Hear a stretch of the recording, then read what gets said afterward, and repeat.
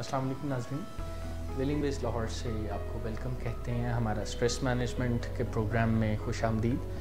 हमने पिछली दफ़ा इस प्रोग्राम की बेसिक्स के बारे में आपको आगाह किया था। इंट्रोडक्शन पर बात हुई थी कि स्ट्रेस मैनेजमेंट इन एसेंस होती क्या है।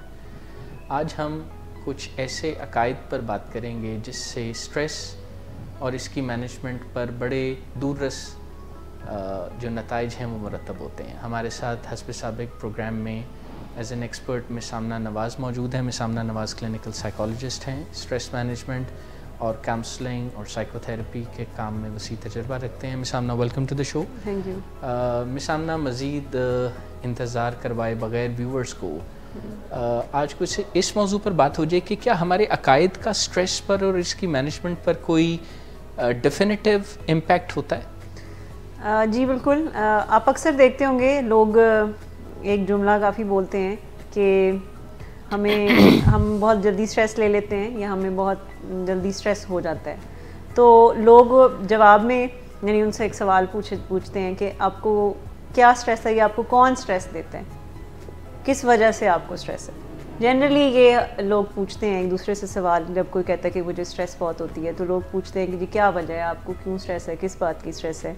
और लोगों के पास एक बहुत लंबी लिस्ट होती है स्ट्रेसर्स की। पहला जो अकीदा है जिसके ऊपर हम आज बात करना चाह रहे हैं कि ये जो हमें लगता है कि जो स्ट्रेस की सोर्स है वो कोई बाहर से है और कोई और है जो मुझे स्ट्रेस दे रहा है। मेरे काम से मुझे स्ट्रेस मिल रही है, कोलीग स्ट्रेस दे रहे हैं, टीचर्स दे रहे हैं, तालीम से स्ट्रेस मिल रहा है, कामकाज से स्ट्रेस है या इन लॉज से स्ट्रेस है। लोग समझते हैं या महंगाई है ये स्ट्रेस है, मुल्क की हालात स्ट्रेस है। इस तरह की बात जनरली हम ये समझते हैं कि ये कोई बाहर से स्ट्रेस है और तो इसका मतलब है कि हल भी कोई बाहर से ही ढूंढा जाए, कोई बाहर से ही कोई हालात बदले जाएं, कोई बदल दे आके कोई। यानी ये ख्याल कि हमारा स्ट्रेस की वजह हमारी आउटसाइड ऑफ अस जो फोर्सेस हैं या मामलात हैं उसकी वजह से हमारे स्ट्रेस का मामला और इसका मतलब और समझा ये जाता है कि अगर बाहर से स्ट्रेस मिल रहा है तो इसका मतलब है कि फिर बाहर से ही कोई ठीक करेगा। तो पहला अकीदा जो बनाने की ज़रूरत है स्ट्रेस को मैनेज करने के बारे में वो ये है कि इसकी ज़िम्मेदारी उसी को लेनी पड़ेगी जिसको स्ट्रेस महसूस हो रही है।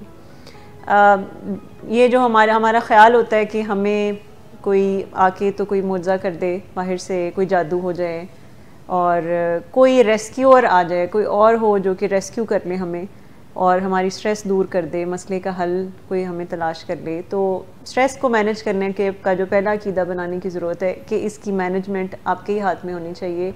इसके लिए आप ही को रिस्पॉन्सिबिलिटी लेनी होगी कि अपनी स्ट्रेस को कैसे मैनेज करना है। फिर ये जो समझा जाता है कि सारी स्ट्रेस ही बुरी होती हैं और स्ट्रेस होनी नहीं चाहिए ज़िंदगी में, ये दूसरा अकीदा है जिसको बदलने की ज़रूरत है कि स्ट्रेस होनी नहीं चाहिए ज़िंदगी में and all stress is bad, ये समझा जाता है।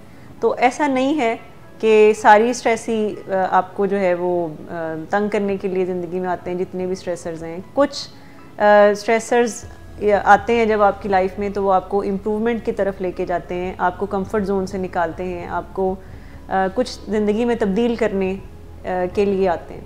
सो इसके ऊपर कुछ बात करना हम इस प्रोग्राम में आगे करेंगे। सो ये जो पहली बात है मैं एक कॉन्सेप्ट के थ्रू एक्सप्लेन करना चाहूँगी कि कुछ लोग होते हैं जो स्ट्रेस के सामने रिएक्ट करते हैं। जैसे जब उनको कोई स्ट्रेसर बाहर से मिलता है, कोई भी टेंशन मिलती है तो वो रद्द अमल देते हैं, एक्शन का रिएक्शन देते हैं। जैसे अगर ज़िंदगी में कोई लॉस हुआ है, कोई फेलियर हुआ है, कोई बुरी खबर सुनी है तो वो उसके जैसे जो खबर होगी तो उसके जैसा ही रिएक्शन देंगे, रद्द अमल देंगे। और ज़्यादातर वो रद्द अमल उन्होंने माशरे से सीखा होता है और इसको कहते हैं कि बड़ी रिएक्टिव सी सोच होती है और ऑर्डिनरी सी एक रिस्पॉन्स है जो लोग देते हैं।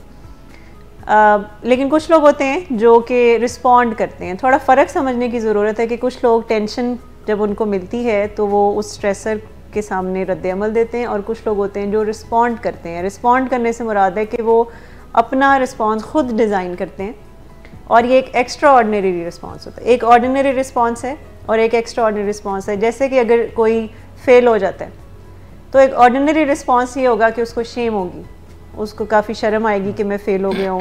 उसका पहला रिएक्शन होगा कि मैं किसी को ये बात ना बताऊँ, मैं ये बात छुपा लूँ या मैं अब दोबारा पढ़ ही नहीं सकता तो मैं पढ़ाई छोड़ दूँ।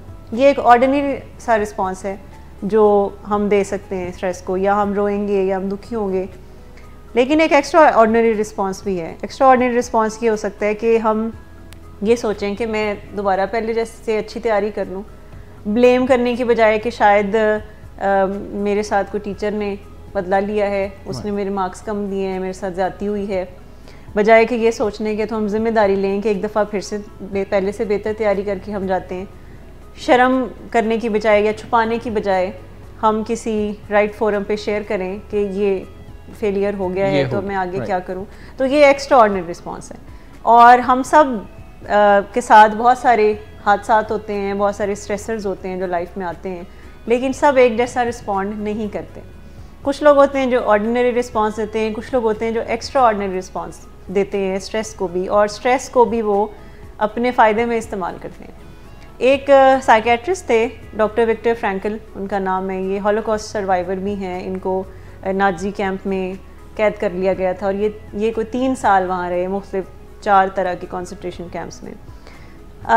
इन्होंने बहुत ज़्यादा सुसाइड प्रिवेंशन पे भी बहुत ज़्यादा काम किया हुआ है, और वहाँ पे रहते हुए उन्होंने एक चीज़ जो कि समझी, उस बहुत ही तकलीफ़ थे वो हालात जो उन्होंने देखे, और उनकी ना उनकी नींद पूरी करने देते थे, बहुत ज़्यादा काम और खाना भी कोई अच्छा नहीं, और उनके फैमिली मेम्बर्स की डेथ हो गई इस सारे टेन्योर के दौरान। तो वहाँ पे रहते हुए उन्होंने एक चीज़ जो कि डिस्कवर की और उसके बाद दुनिया को उन्होंने बताई, बहुत सी किताबें लिखी। उन्होंने कहा कि आपके पास चॉइस है कि आप अपने इर्द गिर्द जो भी मसाइल हैं, इर्द गिर्द जितने भी बुरे हालात हैं, तो आपके पास एक चॉइस है कि आप उसको किस नज़र से देखते हैं, आप उसमें से मीनिंग क्या लेते हैं, क्या मतलब देते हैं, उसको क्या नाम देते हैं। यानी इतने मुश्किल हालात के बावजूद भी उन्होंने ये चीज़ डिस्कवर की कि मैंने उसमें से कैसे मीनिंग निकाला, और उस सारे टेन्योर में उन्होंने अपने इर्द गिर्द के जो साथी थे उनको भी जब ऑब्ज़र्व किया तो उन्होंने देखा कि सर्वाइव उन लोगों ने किया जिन्होंने अपने उस मुश्किल हालात में से भी मीनिंग तलाश किया कि मेरी सफ़रिंग का भी कोई मतलब है, मुझे इसको कैसे डील करना है, ये मेरे पास, इंसान के पास चॉइस होती है। तो ये बात जब डिस्कवर की गई तो उन्होंने बाद में बहुत सी किताबें भी लिखी और अपनी थेरेपी उन्होंने इंट्रोड्यूस जो कराई लोगो थेरेपी के नाम से, कि मीनिंग अपनी सफ़रिंग में से भी निकालना, अपनी लाइफ के जो चैलेंजेस होते हैं उसमें से भी कोई ना कोई मतलब निकालना, उसमें से भी कुछ सीख लेना, उसको भी अपॉर्चुनिटी समझना।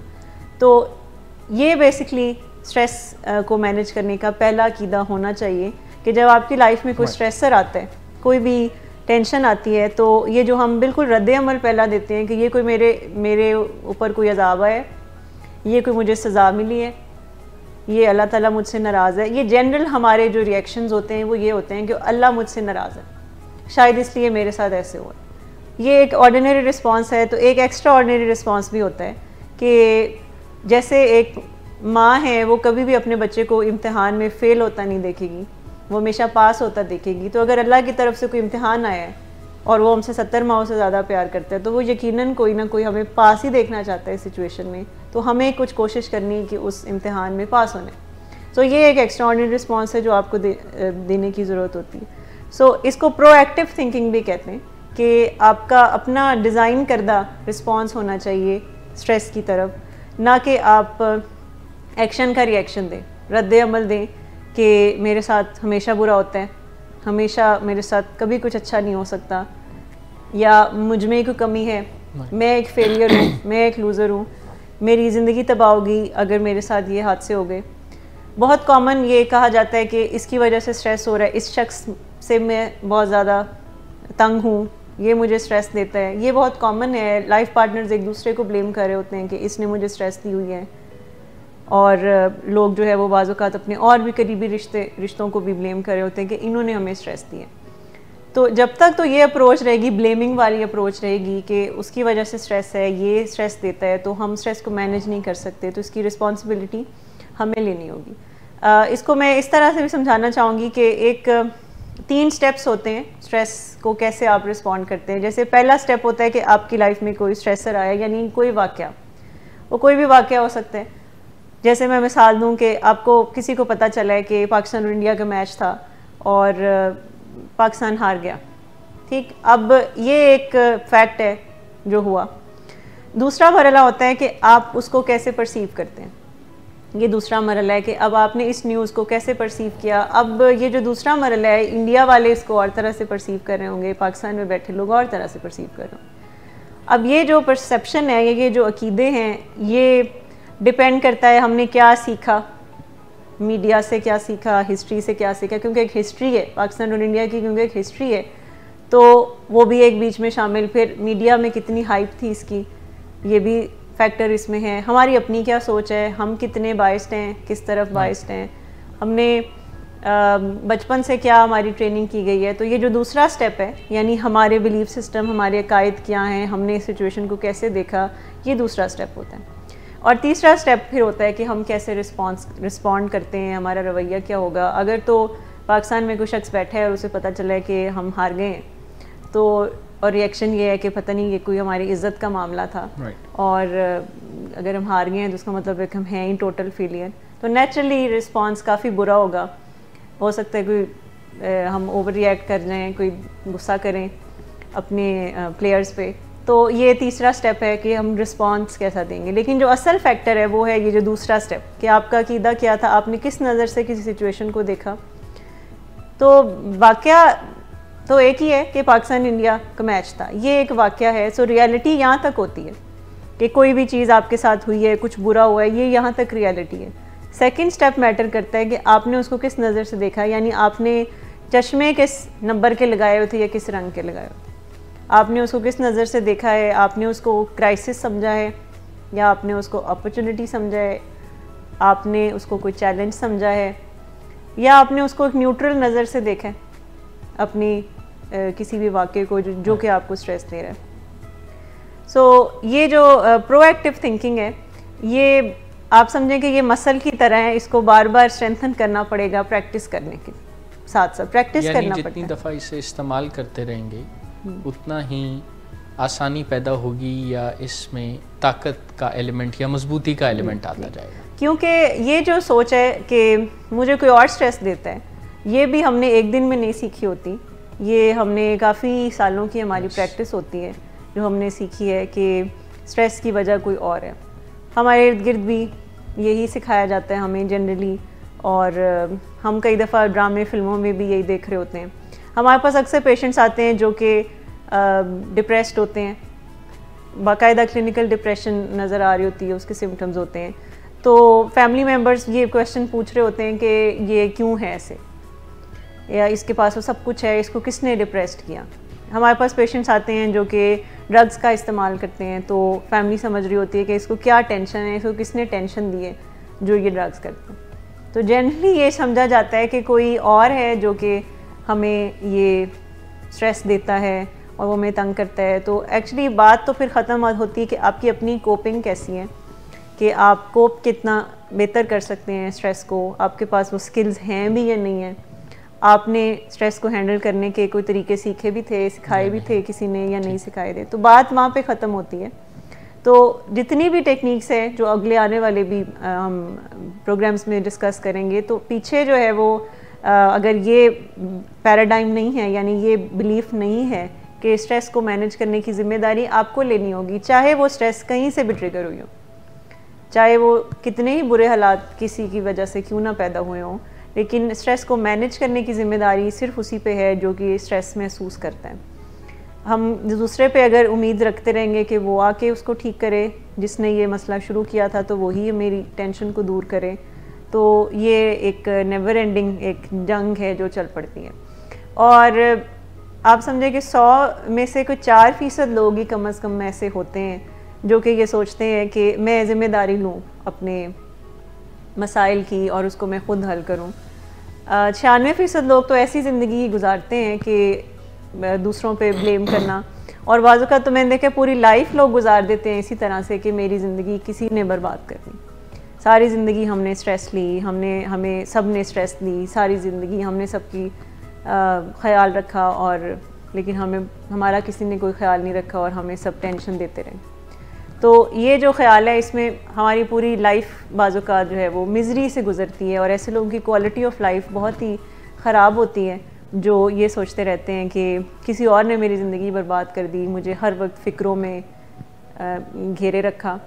तो बहुत ज़रूरी है अपने इस अक़ीदे पर काम करना कि मुझे ज़िम्मेदारी लेनी है अपनी स्ट्रेस को मैनेज करने की, और अगर नहीं आता तो फिर अपनी स्किल्स को बढ़ाने की ज़रूरत है। अगर स्ट्रेस को मैनेज करना नहीं आता, कोपिंग को बेहतर करने की ज़रूरत है और नज़रियात के ऊपर काम करने की ज़रूरत है। एक और अक़ीदा जिसके ऊपर बहुत ज़्यादा काम करने की ज़रूरत है, ये जो हम समझते हैं कि लाइफ बिल्कुल, ज़िंदगी बिल्कुल जन्नत जैसी होनी चाहिए और इसमें कोई टेंशन नहीं होनी चाहिए, कोई चैलेंज नहीं होना चाहिए। और हम अपनी ज़्यादातर ज़िंदगी ऐसे गुजार लेते हैं कि जब एक बच्चा छोटा होता है तो वो ये सोचता रहता है कि ये जब बड़ा होगा ना, मैं जब बड़ा होऊंगा तो फिर मैं ये करूँगा, मैं वो करूँगा। और जब वो टीनेजर होता है तो वो सोच रहा होता है मैं जब एडल्ट बनूँगा, पढ़ लिख जाऊँगा, फिर मैं ये करूँगा। जब वो बिज़नेस वगैरह को जॉब में आता है तो वो आगे का सोच रहा होता है कि मेरे बच्चे बड़े हो जाएंगे, जब ये सेटल हो जाऊंगा। रिटायरमेंट प्लान सोच रहे होते हैं कि जब रिटायर हो जाऊंगा, कामों से फारिग हो जाऊंगा तो मैं ये करूँगा। सो आगे का सोचना। और जब वो रिटायरमेंट का टाइम आता है तो फिर समझ आती है कि लाइफ तो गुजारी नहीं थी, वो आगे का प्लान करके कि ये एक दिन आएगा, एक दिन ऐसा आएगा, एक दिन ऐसा आएगा, एक दिन ऐसा आएगा जिस दिन चैलेंज कोई नहीं होगा, जिस दिन कोई फ़िक्र नहीं होगी। यानी उसी आस में रहना कि अभी अगर मुश्किलात हैं तो किसी दिन ऐसा दिन तो आ ही जाएगा कि फिर रावी चैन ही चैन लिखेगा, या वो जैसे हमें बचपन में कहानियों में पढ़ने का मौका मिला, and they lived happily ever after, और फिर वो हंसी खुशी रहने लगे। तो क्या ये सोच भी क्योंकि ऐसा अमली तौर पर तो मुमकिन नहीं है जी, ये बहुत इसका रोल है। ये जो फेरी टेल्स जो मूवीज़ होती हैं तो या नॉवेल्स होते हैं तो उसमें लिखा बस वो हंसी खुशी रहना शुरू हो गए। तो ये जो ख़्याल है ये काफ़ी फ्लॉड है, यानी इसमें काफ़ी प्रॉब्लम्स आती हैं, क्योंकि जो लोग ये सोचते हैं कि एक वक्त ऐसा आएगा कि जिसमें कोई मसले नहीं होंगे, तो उसकी आस में हम अपने प्रेजेंट को भी ख़राब करते हैं और एक आइडियल सी दुनिया की उम्मीद रखते हैं कि दुनिया में रहते हुए शायद कोई आइडियल सी दुनिया, वो शायद जन्नत वाला जो माहौल है वो दुनिया में एक्सपेक्ट कर रहे होते हैं। सो इस अक़ीदे के ऊपर भी काम करने की ज़रूरत है कि लाइफ के जो चैलेंजेस होते हैं उसको लाइफ इटसेल्फ एक मैनेजेबल प्रोसेस है। हम ये नहीं कह सकते कि इसके जो मसले हैं वो जड़ से बिल्कुल हम ख़त्म कर दें। और चैलेंजेस हर दौर में पूरी दुनिया में आते रहते हैं, कोई ना कोई चैलेंज का सामना, किसी न किसी चैलेंज का सामना इस पूरी दुनिया को रहता है। मुख्तलिफ़ खित्तों में चैलेंज रहता है, एक चैलेंज ख़त्म होता है तो लोग कोई ना कोई उसका हल ढूंढ लेते हैं, तो कुछ अरसे बाद कोई नया चैलेंज आता है, लेकिन दुनिया इम्प्रूव हो जाती है। अगर आप हिस्ट्री को भी देखें तो बहुत सारे चैलेंजेस आते रहे और दुनिया उससे और बेहतर हो गई, इम्प्रूव हो गई, बेहतर तरीके आ गए। जैसे बहुत ज़्यादा सिक्योरिटी के जब इश्यूज़ रहे हैं हमारे अपने इस मुल्क में, बहुत ज़्यादा सिक्योरिटी के इश्यूज़ रहते थे, टेररिज्म के इश्यूज़ रहते थे, तो सिक्योरिटी सिस्टम काफ़ी इम्प्रूव कर लिया गया और पहले से बेहतरी आई। तो ये जो हम सोचते हैं कि चैलेंज आए ही ना, तो इसका मतलब है कि फिर ग्रोथ नहीं होगी, सब कंफर्ट जोन में रहेंगे और लर्निंग का मौका बहुत कम मिलेगा, यानी सीखने का मौका नहीं मिलेगा लोगों को, और ज़्यादा आगे बढ़ने की भी कोई ख़ास कोशिश कोई नहीं करेगा। तो ये हमेशा इस नज़र से देखना चाहिए अपनी ज़िंदगी के स्ट्रेसर्स को भी कि ये कुछ सिखाने के लिए आते हैं, यानी कोई ना कोई मीनिंग जब आप ढूंढ लेते हैं अपनी ज़िंदगी के स्ट्रेसर में से, तो फिर वो ब्लेसिंग इन डिस्गाइज बन जाती है। यानी कि वो मुसीबत होती है लेकिन आप उससे कुछ सीख लेते हैं तो वो फिर ज़हमत नहीं होती, फिर वो रहमत सी बन जाती है कि उसके ज़रिए आपने अगर बहुत सारे लेसन सीख लिए हैं, बहुत सारे सबक सीख लिए हैं और उसमें से आपने ऐसा कुछ सीख लिया है कि आप आगे आने वाली ज़िंदगी में फिर वो गलती दोबारा नहीं करते, या आप दोबारा इस तरह के चैलेंजेस से बचे रहते हैं, तो फिर वो स्ट्रेसर कोई बहुत यानी बुरा नहीं था, नहीं होना चाहिए था, लेकिन अगर हुआ है और आप उससे कुछ सीख गए हैं तो इसका मतलब है कि फिर वो ब्लेसिंग थी। लेकिन अगर आप कुछ नहीं सीख रहे अपने स्ट्रेसर से, ज़िंदगी की टेंशन से, और आप सिर्फ ये सीख रहे हैं कि मेरे साथ ही हमेशा बुरा होता है, तो फिर वो ब्लेसिंग नहीं है, फिर वो वाकई ज़हमत ही बन के रहती है और लाइफ ऐसी काफ़ी मुश्किल होती है। सो जो अकायद की बात अगर हम करें तो पहला अकीदा कि स्ट्रेस की ज़िम्मेदारी खुद लेनी होगी, चाहे कहीं से भी मिलती है, इसको मैनेज करने की ज़िम्मेदारी अपनी होनी चाहिए। दूसरी बात ये है कि ये समझना कि कोई और आके रेस्क्यू करेगा, तो रेस्क्यूअर का इंतज़ार करने की बजाय ख़ुद आगे बढ़कर मसले का हल ढूंढना, नहीं तो सीखना। फिर ये सोचना कि मसला होना ही नहीं चाहिए ज़िंदगी में, लाइफ को बिल्कुल एक स्मूथ होना चाहिए और इसमें कोई मुश्किलात नहीं आनी चाहिए। ये जो सोच है इसको बदलने की ज़रूरत है। अपनी ज़िंदगी के जो आए मसाइल को हमें अपॉर्चुनिटी समझना चाहिए, एक मौका समझना चाहिए कि हम उसमें से बेहतर हों। तो वाक़यात उतने मैटर नहीं करते कि आपकी लाइफ में क्या हुआ है, मैटर ये एक्चुअली करता है कि फिर आप उसके बाद क्या करते हैं, आपका रिस्पॉन्स क्या था। रिएक्शन की बजाय आपने क्या रिस्पॉन्स दिया उस सिचुएशन को, ये मैटर करता है। और इसी वजह से सब लोग एक दूसरे से मुख्तलिफ होते हैं। एक जैसा वाक़या बाज़-औक़ात बहुत सारे लोगों के साथ दुनिया में हुआ होता है, हमें लग रहा होता है जो कुछ हमारे साथ होता है वो बड़ा ही कोई यूनिक है और वो किसी और के साथ नहीं हुआ। जनरली लोग ये समझते हैं कि जो मेरे साथ हुआ है वो रेयर है, और कॉमन बात यह है कि सब हंसी खुशी रह रहे हैं, और रेयर बात यह है कि मेरे साथ जो है वो बड़े दुखी हालात हैं। लेकिन हकीकत ये है कि ये बहुत रेयर होगा अगर किसी की लाइफ में कोई स्ट्रेस नहीं है, तो ये बहुत रेयर है। और कॉमन बात ये है कि ज़्यादातर लोग किसी न किसी स्ट्रेस में, आप किसी से भी पूछ लें तो करंटली वो किसी न किसी चैलेंज के साथ रहेंगे। और हर उम्र में और हर एज और हर स्टेटस जिसका जो है, तो उसके लाइफ में कुछ ना कुछ चैलेंजेस रहेंगे। और सबसे इम्पॉर्टेंट बात कि जिसका जितना बड़ा स्टेटस या रुतबा होगा, जितनी जिम्मेदारियाँ होंगी, उतने ज़्यादा चैलेंजेस भी उसके पास आएंगे। तो ज़िम्मेदारियों के साथ फिर चैलेंजेस भी उसी लेवल के आते हैं। तो ये समझना कि मेरे साथ जो है जो बहुत ही कुछ जो हो रहा है, तो सबसे ज़्यादा मेरे साथ ही बुरा हो रहा है, तो ये जो यूनिकनेस हमें लगती है कि ये मेरे साथ ही कुछ है, तो वैसा बहुत से लोगों के साथ हुआ होता है, लेकिन हमारे रिस्पॉन्स पे डिपेंड करते हैं। और ऐसे लोगों को ही प्रोएक्टिव लोग कहते हैं। और जैसे मैंने कहा कि ये एक्स्ट्रा ऑर्डिनरी लाइफ गुजारते हैं ऐसे लोग, और अगर हम ऐसे लोगों की ज़िंदगी को स्टडी करें तो हम भी एक एक्स्ट्रा ऑर्डिनरी लाइफ गुजार सकते हैं। सिर्फ अपनी जहन को, अपने नज़रियात को बदलने की ज़रूरत है कि ये जो हम कई दफ़ा शेम में चले जाते हैं कि मेरे साथ ये क्या हुआ, ऐसा क्यों हुआ, हम अपने आप को ब्लेम करते हैं। और सबसे इम्पॉर्टेंट बात कि विक्टिम मेंटालिटी सी बन जाती है। विक्टिम मेंटालिटी का मतलब है कि बेचारगी की कैफियत है जो कि हम तारी कर लेते हैं अपने ऊपर कि मैं बेचारा वाली जो स्टेट है, उसमें से कभी भी आप अपने मसले को हल नहीं कर सकेंगे अगर मैं बेचारा वाली अप्रोच आप उसको अपनाए हुए हैं। सो हमेशा ज़िम्मेदारी लेने की ज़रूरत है। जो शख्स भी ख़ुद को बेचारा समझता है, तो पहली बात है कि वो अपनी इज़्ज़त बिल्कुल नहीं कर सकेगा। वो अपने आप को केपेबल बिल्कुल भी नहीं समझेगा कि वो अपने मसले को हल भी कर सकते हैं। सो बेचारा जब तक आप समझते रहेंगे तो ना आपकी कोई इज़्ज़त नफ्स होगी और ना ही आप अपने मसले को हल करने की तरफ जाएंगे। तो बहुत ज़रूरी है ख़ुद को केपेबल समझना, और अगर कैपेबिलिटी कम लगती है तो बढ़ाने की ज़रूरत है, यानी स्किल सीखने की ज़रूरत है।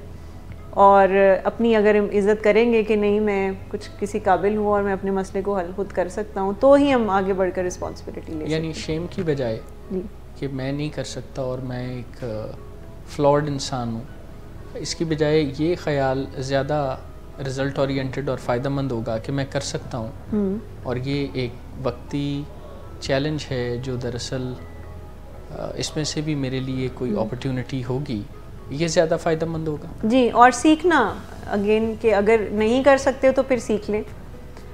क्योंकि ज़्यादातर लोग, जैसे लास्ट प्रोग्राम में हमने बात की थी कि ज़्यादातर लोग स्ट्रेस से इसलिए भी घबराते हैं क्योंकि उनको आता नहीं है उसको हैंडल करना। तो अगर तो कोई सीखने का अमल जारी रखे कि अगर कोई नया चैलेंज आया है जो कि आपको बिल्कुल नहीं पता उसके बारे में, तो फिर आप सीख लें, आप किसी एक्सपर्ट से पूछ लें।